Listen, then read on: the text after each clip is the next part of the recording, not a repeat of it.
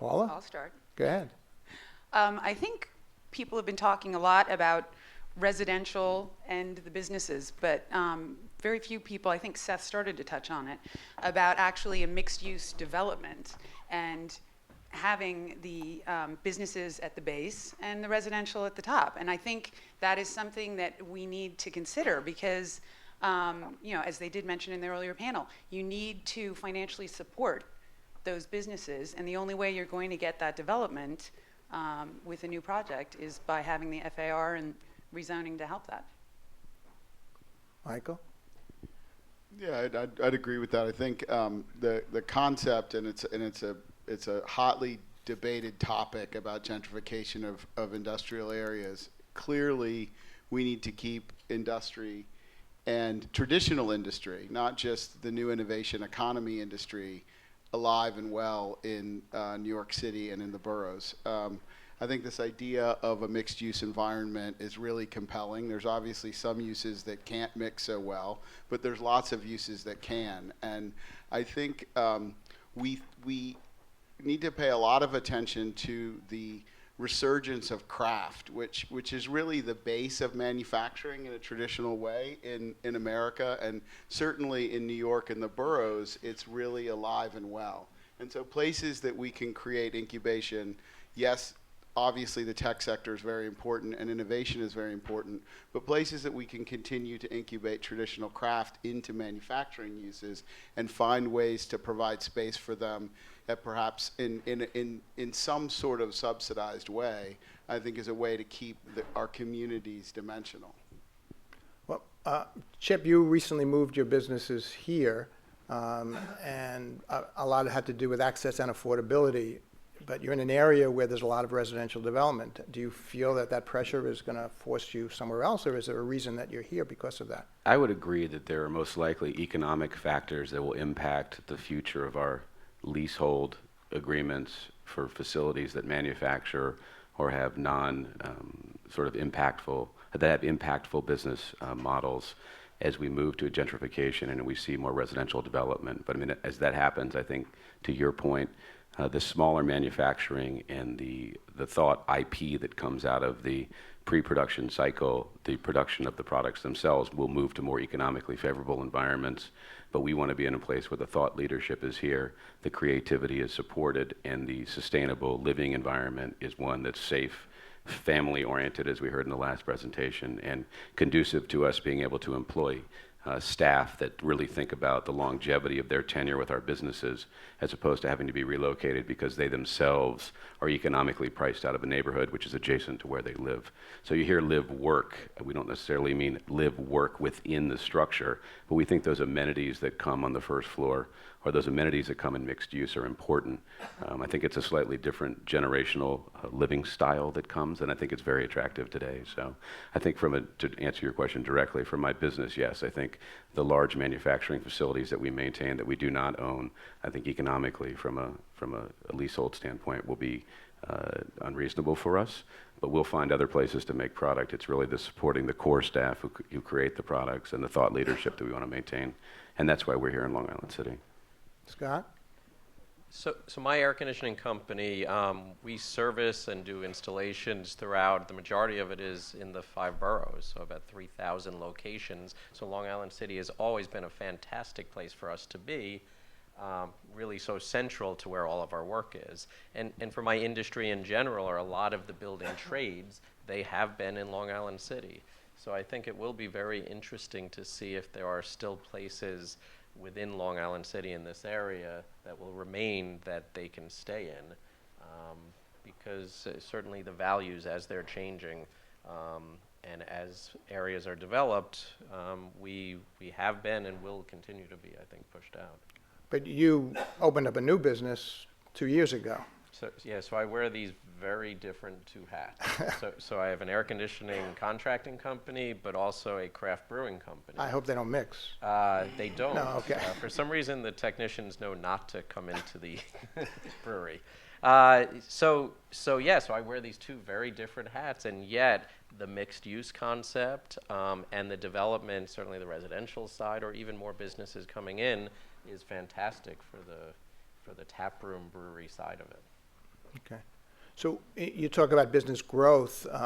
Where do you see the growth in the business community in Long Island City? Where do you see it now? What new tenants are coming in? What new businesses are coming in? And are the established businesses expanding? And if you could be a little maybe specific, Frank, like the size and the type of businesses, and Michael, who's moving into your building, and Paula? Sure, I'll start with that. So first off, I just sort of want to finish on the production and manufacturing side of things. We are definitely going to see a continued thinning out of that base in and around Long Island City, and it comes down to simple math.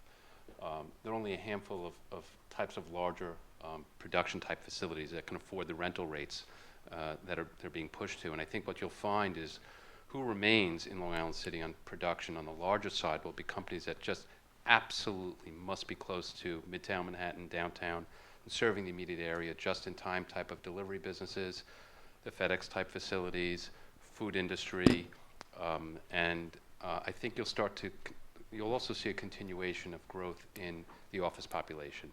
And that delta between the rental rates of Midtown, downtown, and Long Island City, we're still relatively cheap. So you'll continue to see that gap being filled in, and the spaces will be repurposed for that type of commercial use.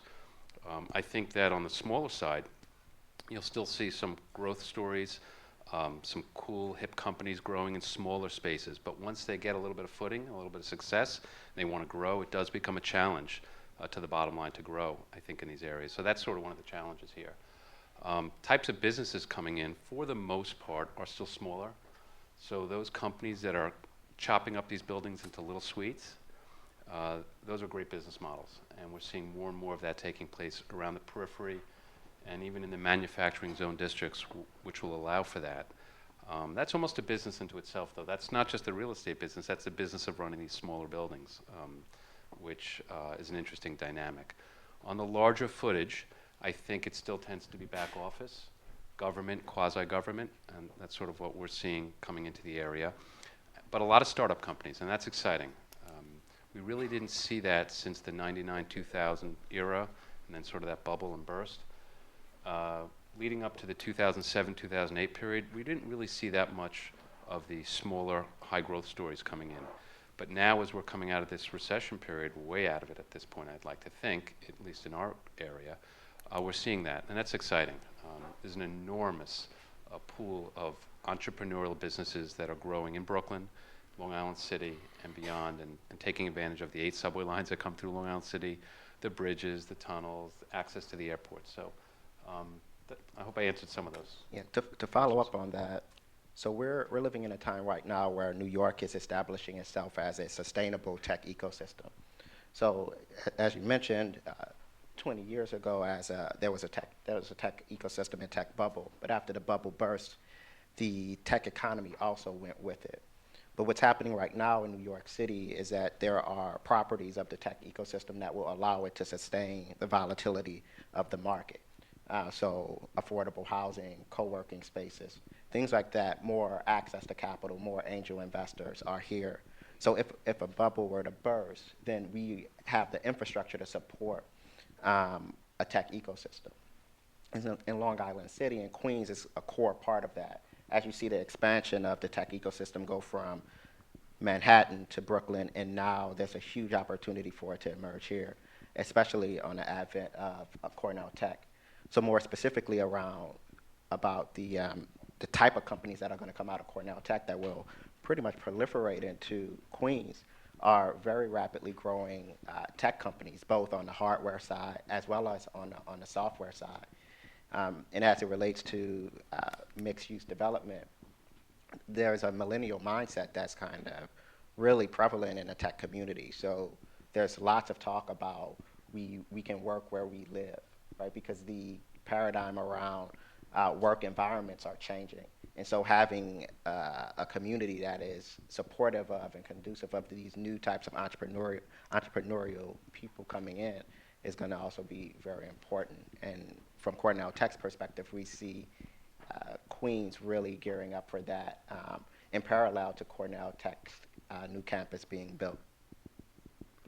So Paula, you had mentioned, Sangza was mentioned earlier, and so you're talking about sort of this creative economy, the startup space, and sort of the flexible needs. How have you dealt with that as a landlord from that perspective? Well, I'd like to say that our tenant mix has changed over these 70 years that we've been in Long Island City. It was very much warehousing, heavy manufacturing, and it is now very much the TAMI mix, so tech, artists, media, innovation economy.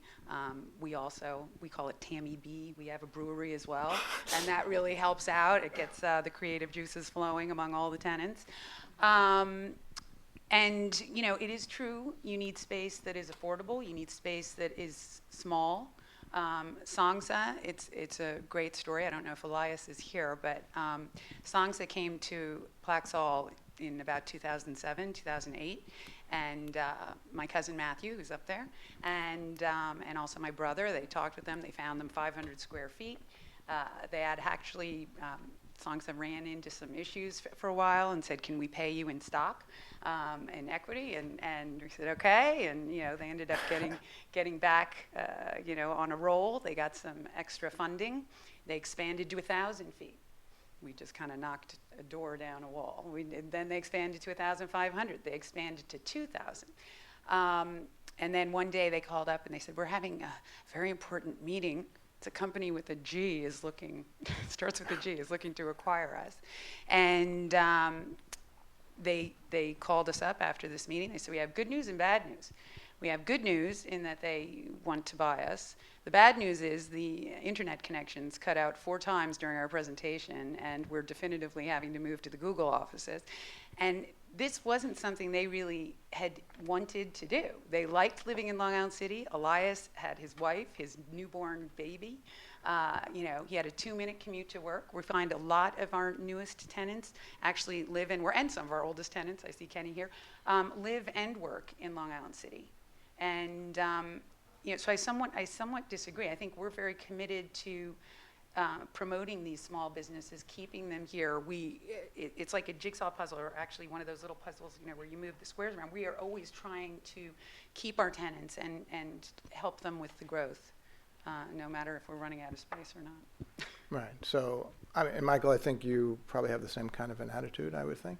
Sure. I mean, I think one comment I would make, sort of addressing all the great comments that have been made here this morning, is that the 50s sort of ideal of the innovation or of the manufacturing area, separate from the residential area, separate from the education area, has completely shifted. And the workforce that we're all working to attract and retain, and our tenants are working to attract and retain, really like the idea that there's a 24-hour community that they're part of. And you know, it's interesting, you know, as you know, we own Chelsea Market. When the apartment building went up next door to us, the residents got very upset about the loading trucks from Manhattan Fruit and from Lobster Place, and it was the fear of gentrification was real in that moment.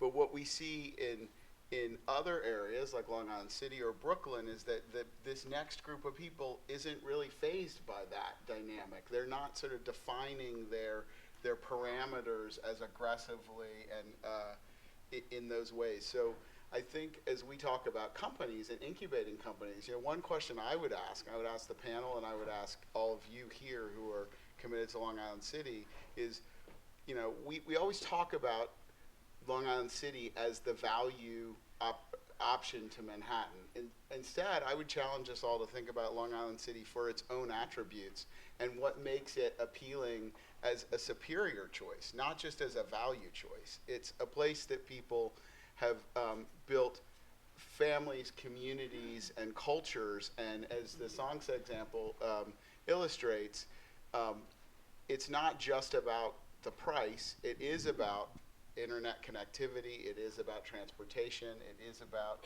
obviously connectivity to the airports.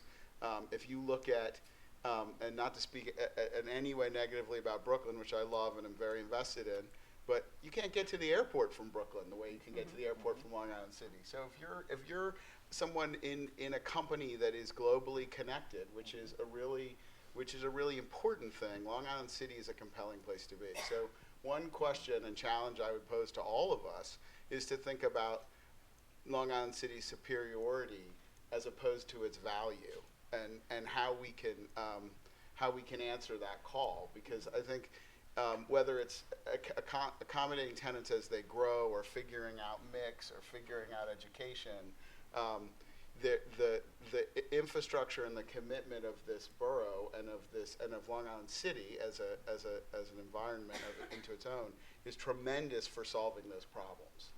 So I want to add to that, because I think, Michael, right now, live, we're sort of turning that corner. Right. And as someone who's part of a multi-generational business, and my dad, Sandy's here today, and we were actually chatting with somebody outside about how he used to try to get people to come out to Long Island City to see IDC New York or the Bulliver Corporate Center when that was being developed in the 80s.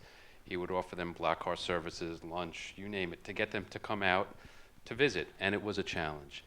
And even until recently, we found ourselves as companies that were marketing spaces that if we were lucky enough to make it onto a space tour for a significant company to look at Long Island City, usually in the final analysis we lost. And there was a fear of this side of the water and coming into Long Island City for these companies that we were attracting. I think you make a great point about not just promoting as an alternative, but Long Island City really coming into itself as its own community that is growing organically from within, as well as being complemented by others coming into the marketplace. And I think we really are turning that corner, and whether it's through your family's real estate holdings and growing companies, and companies that started in the Fauci building that I'm sure are knocking on your door for more space. They sign the lease, they're under construction, can I get more space? I mean, that's sort of the dynamic I believe that we're seeing right now. And I think it's a great spin. So, not using the word spin in a negative sense, but I think a great way of promoting where we're at right now. Yeah, it'll be interesting to see if this can shift from Long Island City being a place where the back offices are, and instead to where people are headquartering their companies. As we go forward, and I guess the real estate market will need to adapt to accommodate that in larger blocks of spaces. Yeah, and I think one of those challenges is having institutional investment come into Long Island City in the office and industrial space, so that companies can be provided with the TI and work letter packages that allow them, and buildings can be upfit in terms of electrical loads and transformers and internet connectivity, and that will answer that call, as opposed to, often when we've looked at buildings and we've talked to landlords about why they've lost tenants, some of it is about proximity, but a lot of it is about economic terms. And it's interesting when we talk about being the value alternative, you would think that there's room within that to solve, particularly with startup companies and companies that are capital constrained, ways for Long Island City to be a leader in that space growth metric for headquarters. Well, you talk about companies coming in and also the startup. And there was talk in the first panel about there not being enough existing space to accommodate the demand. Some people say there's plenty of space to accommodate the demand. It's just the right type of space. So do you think that, we've had different kinds of investment in the Fauci building and the factory building now by Emerson Austell Place, by RXR at the Standard Motors building. And then, as Aaron was talking about, the smaller companies and the startups, what kind of space do we need, and is there enough stock here in Long Island City? And just to a next question, is the zoning here flexible enough to deal with the needs that we see forthcoming for the business community? I might answer that, and just I think there is always a dialogue about space constraints, but and my metric's going to be wrong, but someone told me there's 44 million square feet of dead storage in Brooklyn and Queens. Those are certainly uses that could move out of the boroughs in a big way. The challenge in that is that dead storage can be very profitable for landlords with low infrastructure, and in order to create the kinds of space that people want, elevators and infrastructure and all those things have to be upfit. But I think there is certainly need for more space. There's also development opportunities, and I liked Kathy Wild's suggestion in an earlier panel about FAR bonuses for creating these expansion opportunities. I would just say, too, that it does come down to building stock. You lucked out with the Fauci building. We have some buildings that have been easier to adapt for the type of tenants that are looking for space, and others where it gets to a point, they're old warehouses. It would be like, putting a Band-Aid on somebody whose leg is hanging off. It would take so much investment to bring it up to the level that it just doesn't make any financial sense to do it right now, which is why at some point, you do need to look at developing spaces that are adapted to these uses. And I would love to talk with you, Aaron, more about, what do people do at the Google campus? I think it's in Cambridge, or, at other spaces in the US where they have that sort of flexible space. And it doesn't need to be only for tech startups. A lot of these what you might call a tech business ends up also using traditional machinery. I find, we just rented out some space to architects, and you would think, what do they need? A drawing board, a computer, maybe the triangular ruler or something, and they're done. No, you go in, they have a CNC machine, they have a 3D printer. This is the way forward. And we have one of our newest tenants, and I'm very proud of them, is Barney's New York. Unfortunately, not a retail location, but it is their visual team, and they have taken about 10,000 square feet. And they have huge CNC machine, huge laser cutters, all of these things. And then they also have their design team there. And it's a mix of these higher educated, I guess, staff, and then also people who can really run the machines. And it's great.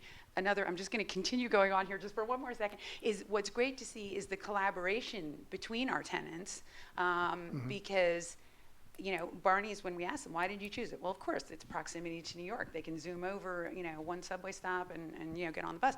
But it's also the fact that they were working with one of our other tenants, and that they said, we've already started collaborating. They just moved in, this past month. They said, we're working with your printer, who's right here. We're working with, hopefully they're going to work with Mr. Neon over here, and we're going to have all neon Christmas windows next year. So, they like being in a community where they can, the ideas can spread, where there's, a lot of collaboration. And life is good in Long Island City. I think that other tenants saying life is good here, right? Business experience is good. Keep attracting and maintaining employees is good. It's sort of self-fulfilling, and it starts to build on itself. Yes. Chip? I was going to say, I saw the breaking point when I made the announcement to my 50 or so staff in Manhattan. We were relocating to Long Island City, and I was saying earlier that some people said where, they weren't city people, and then others said, how do we get there? And they answered the question, and now they've been here. The biggest complaint, of course, initially was, where do we get coffee? So this is how we got into the coffee business. And my colleague Dana, who's here, and Marjorie, when we opened the coffee shop, suddenly everyone's sort of concerns went away. But what's interesting is when you thought about 15 or 20 years ago, my other businesses that were public, the mark of success was Class A office space in the Seagram's building. We had arrived. We then would IPO, and suddenly the shareholders would say, why do you have such expensive office space? So in business today that's growing, you see the economic decisions that you make that are thoughtful for your staff convey into the entire business life cycle. So I think it's important that the quality of life, but the most important thing to me that was a measure of success of employees living and or working in Long Island City was the LIC Eats event on Vernon Boulevard, where I saw a number of employees that don't live in the neighborhood come back to their work environment for a Saturday or Sunday and attend the event and say, we'd really like to live here. We'd like to be closer to the place where we work. And that's unique. You've seen it succeed in some neighborhoods in New York. You've seen it fail. Chelsea Market, a huge draw for what was a very unattractive neighborhood for many years, blood running in the streets of, the meatpacking district. And they were able to convert with a communal anchor of, retail and or hospitality services. I mean, that's what we need. So whether it's Vernon, whether it's, the east end of Long Island City, Queens Plaza, I think every micro neighborhood within the Long Island City area itself is striving to sort of help develop small business and create a community. And I think that's the answer. So whether it's, it's not a value play, it's a, it's a superior play, it's a cultural play, it's a community play. Aaron? Yeah. Yeah, we spend a lot of time understanding the digital economy and what will make companies successful in the future. And one of the things we see is a significant amount of collaboration, right? So, for instance, there are these organizations called tech shops that are popping up, and there's 3D printers and welders and places for people to build and make things. But what you see happening is something we call collaborative competition. You have people who are competing with each other using the exact same resources, right? And that's because the spaces are designed for even competitive businesses to collaborate. And so the entrepreneurs of the future are not establishing their own offices and working in isolation from other companies and even competitors. They're using the same space, and that allows a much greater economy of scale and a much greater way to optimize their cash flow and their businesses. So as an example, tech shops are popping up. Manufacturers are actually allowing people to use access inventory and design and manufacturing capacity. So we see a lot of that happening not only in New York City, but around the nation and around the world. I think that's also a great point to emphasize that while there's a fear that traditional manufacturing will be pushed out by the innovation economy or by this dialogue of housing or retail, in fact, the innovation economy relies very heavily on traditional manufacturing, and the culture, as you say, competitive collaboration is and sourcing B2B, which is something that robust neighborhoods or large campus environments allow multiple kinds of businesses to cross-pollinate. It's essential to the way the new economy is going to move forward, and Long Island City has those resources in spades. One quick story I'll tell you, a colleague of mine who will remain nameless, who's not here this morning, actually orders his Thai food from Astoria in Queens and has Uber drive it to his house on the Upper West Side. And it's a really interesting story about where great food's coming from in the New York metropolitan area, and technology and transportation and all I always say to him, isn't it time for you to think about moving to Queens? You're on your sixth delivery this month. I think it's time to move. So, Well, I have lots more questions, and I'm sure they have a lot more answers, but we did promise that there would be time for questions from the audience. So let's ask some of them, and if we have some more time, we'll continue to talk. If I have a question, Neil. It's not really a question. My name's Neil Levin. Where's the mic? Webline Designs is located in Long Island City for 15 years. When I moved my company here, my wife said to me, my partner was my 22-year-old son. My wife said, Long Island City? She didn't say the armpit of like the city, but that's what she meant, okay? And now it's 15 years later, okay? And we're located in a really fantastic building. I think it's the building for the right time for us, okay? And I guess the owner is trying to make this into some kind of a Chelsea Market kind of a place. And a whole bunch of people... Neil happens to be in the Fauci building, so... A whole bunch of people thought like, well, are these guys crazy? But one day, about a month ago, I was having coffee in the front of the building with my wife, and there were 8 strollers and 8 young women with babies, okay? And I was convinced from that moment that you guys...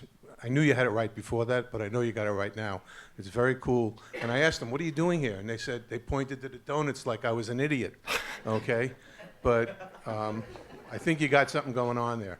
So Thank you, much Neil, success, for right? that good it's interesting. advertisement. Thank you very much. It's really interesting that it can be the simplest coffee solution or a sandwich cart or even dirty New York hot dogs. Culture builds around food. Or a brewery. Or a brewery, exactly. Or 4 breweries. Exactly. Right. There's actually 4 breweries now in Long Island City, 8 in Queens, making up roughly half the breweries of New York. So more than any other area in Long Island City. So I suggest that we have public transportation and not driving in Long Island City, right? And luckily, really good public No, using the transportation. Yes, sir. CNC machine. Next to Neil. Yes. Take the mic, please. Thank you. For Mr. Holliday, since the Cornell Tech campus is going to be on the south end of Roosevelt Island, has there been any thought given as to infrastructure or planning or anything bandied about as to a second surface connection from Roosevelt Island to the mainland, not Manhattan side, our side. Has there been anything talked about?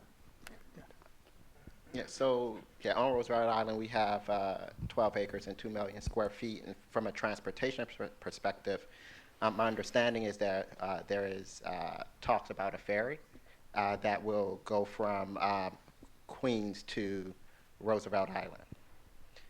Right. And the Transportation Committee, I think, is also probably addressing that right now. So we'll try to get some answers for you from there. Yes, sir. There's nobody next to you, so it's you. Thank you. Hi, my name is Aaron from Bricks and Sticks Communications. There's so much talk about whether it be startups, growth phase, mature phase companies, that they're asking where are our employees going to eat, where they're going to drink, who else are they going to hang with, and a lot of the decision makers are asking those questions. Seems like, Jamestown, you've done some great stuff bringing some retail into Falchi. Long Island City has gone, I guess, from that value play to a desire play, but it seems like we're kind of on the threshold still of being a stepping stone submarket, right, where startups are moving in and then considering moving out as they get larger. Is there a missing ingredient? What are developers and owners doing today to make sure that Long Island City is a place to stay and to grow? I think it's just telling people where they are. I mean, there's great bars and restaurants and food, and it is a matter. It all builds on itself, right? And whether everyone here on some level is committed to creating amenities for the Long Island community. And we heard earlier on the panel about education and schools. I think it's all in process, and I think celebrating food and celebrating culture is, I think, the way to ensure that people interested in coming here know what is here. I think that's also, it is again organic, and not to use that word twice today, but I am. It takes time to build the retail infrastructure. There's no question that we need to buttress that a little bit and to grow it. I mean, where we're sitting now in the Kaufman Astoria studio section of Long Island City, we are a little bit closer to Steinway Street, Broadway, 30th Avenue, so there are a little bit of a deeper, older pocket of retail here. But in other areas of Long Island City, it needs to go a little bit further, and it'll continue to. I mean, when I heard about opening up a coffee shop, that reminds me of a large suburban office building having a commons or a cafeteria. So we're finding other ways to accomplish that. And again, as more people come in, there'll be greater demand for the food. There'll be an opportunity for someone to open a business and make money doing it. Then you'll see growth in soft goods, and as you get the leaders to come, you'll have followers. We're close, I think, in certain pockets of Long Island City to getting some leaders, some anchor-type retailers. And that'll happen. It takes a while. Once the leaders start, then there's a lot of following. So, but that's an area that'll have to grow. Kenny? And then you. Kenny Greenberg. I've had a neon business here in Long Island City for over 3 decades. The last decade, almost the whole decade, has been with Plaxol, and it's been great to be part of a creative community. I also like to feel that my neon sign for Falchi has been helping bring people to you there. Absolutely. There's a lot of cooperation here. We love our neons. No, I love the fact that that's Long Island City, that there is so much cross-pollination, as it were. I also appreciate the fact that there's been a lot of discussion about developing mixed use, about preserving industry that's here. To me, the $64,000 question is, what would that zoning look like? What would be the elements of that zoning that would help move forward and at the same time preserve what's here? Anybody have an answer to that? It's one of the things, Kenny, I mean, the partnership has just put out an RFP for a comprehensive study to really understand what businesses, who comprises those 6,300 businesses, and part of that will look to the future and to address hopefully some of those questions. But let's see what No, I was going to say, I think you need to speak with John Young again, or Penny Lee. But But I think, mixed use in, vertical factories. I don't know if Nina is here, Nina Rappaport, but I spoke with her. There she is in the back. She has an exhibit at the Fauci building right now, which includes a poster on Plaxall. So there we go, some more collaboration. But she has been a proponent for many, many years of vertical urban factory, of integrating this new manufacturing. And frankly, I think you might have an issue with thermoforming, which is incredibly energy intensive. And Kenny's been in our conference room when the machines have been running, and you vibrate. But this other type of manufacturing is really, it works, and you can do it. And I think that's something we should really be looking at. Good. I would say also, I think we're looking forward to seeing the industrial policy, of, the mayor's industrial policy, and how people start to think about these manufacturing areas. I think a big piece of this is really buying local and everybody deciding what that means to them. Because, as we talk about investment in these communities, we found as an investor that making a long-term generational commitment to a place allows us to think differently about moving tenants and what tenants add and contribute in different ways. It's not all about just everybody paying the highest rent. It's really about what a dimensional community does to generate a total return. And I think as we talk about zoning, I think it's also, again, about attitude, and it's about culture and how we all approach it. But I think when we talk about a new zoning paradigm for places that are heavily industrial, I think we have to take into account that it's important to keep businesses that are culturally contributing, not just the top economic contributors, because that will attract the highest economic contributors. Frank? I was also going to suggest, something we're not really talking about in manufacturing, because it's sort of, we're making it like a catch-all right now, but there are performance standards that probably should be evaluated. And it's a very large bucket, manufacturing. And so when you talk about printing equipment vibrating, when you talk about need for heavy elevator use, loading, potential garbage, refuse, these are all these real life rubber hitting the pavement issues that would have to be worked out. Again, Fauci and factory building are two buildings that have gone through 25, 30 years of mixing types of uses together. So there's an enormous learning curve that I'm sure you're drawing from through that experience. And that experience has also taken place in parts of Manhattan. So I think when we look to all that, hopefully we'll, when we put pen to paper here, we'll come up with some responsible and realistic approaches to it. And then again, it's just someone who's working the neighborhood, and we work the industrial communities, we work the office communities, we work the retail end of it. Long Island City is a large area.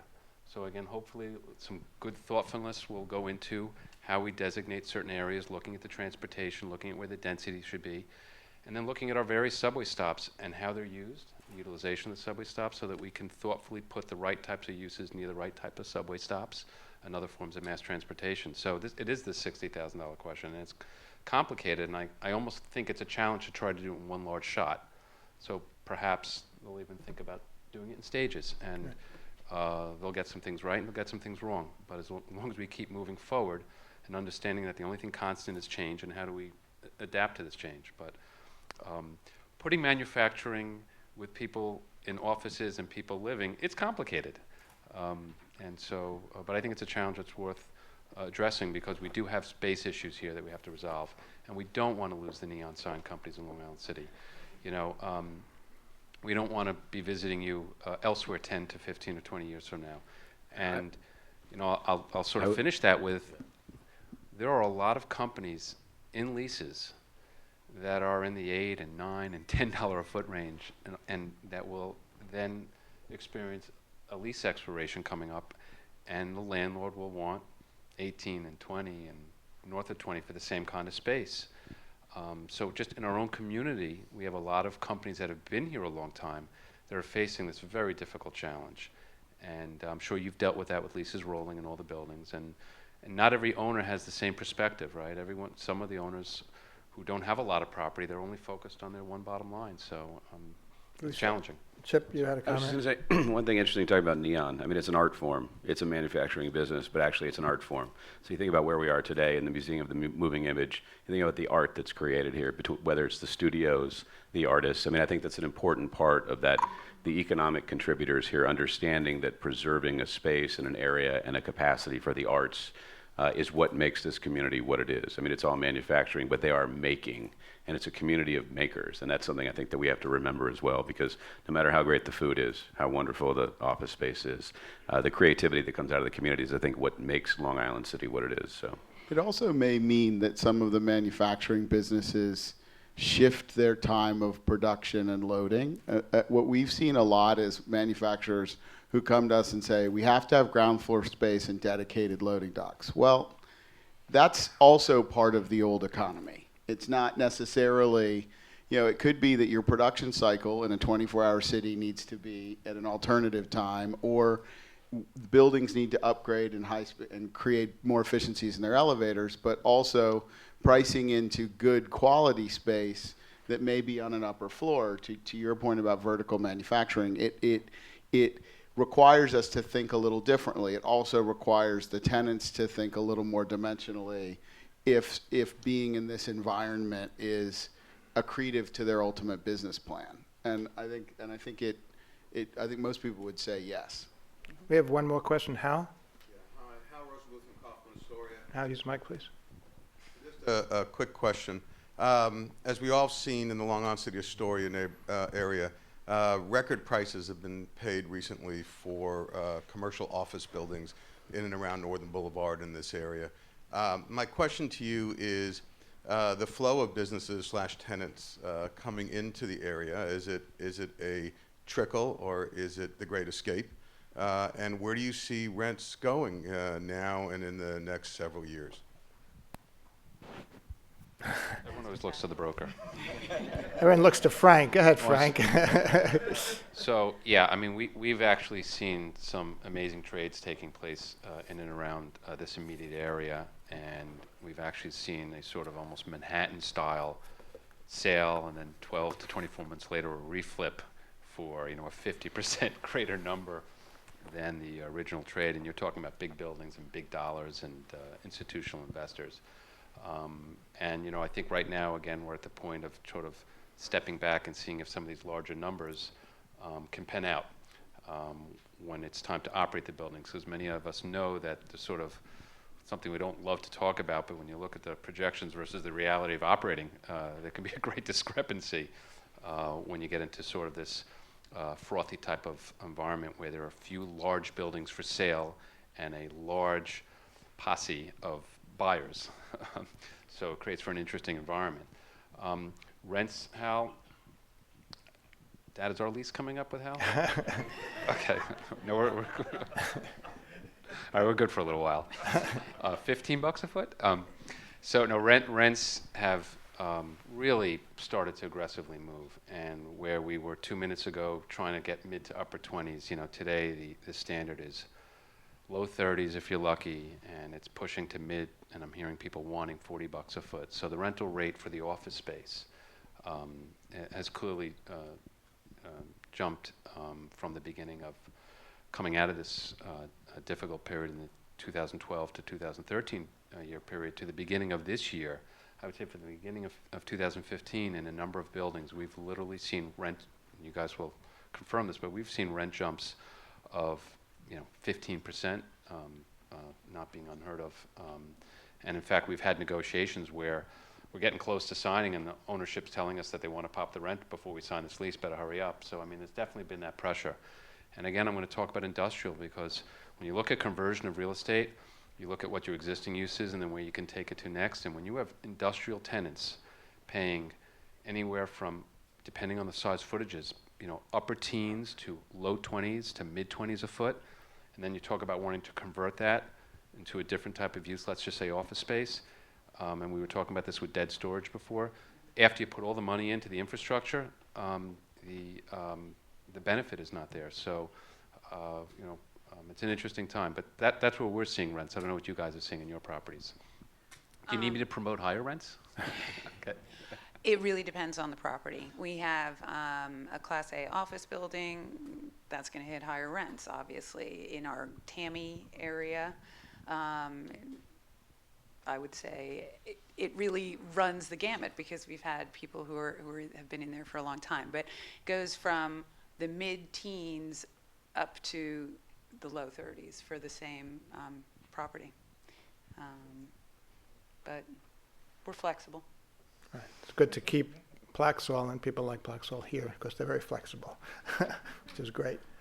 Well, if you didn't buy the building 6 months ago, Well, that's true. you have a That's true. chance to be flexible. That's right. So it's good. A good mix of the new and the old, Frank. Right? Absolutely. Okay. Well, I want to thank our panelists, Frank, Paula, Chip, Scott, Aaron, and Michael.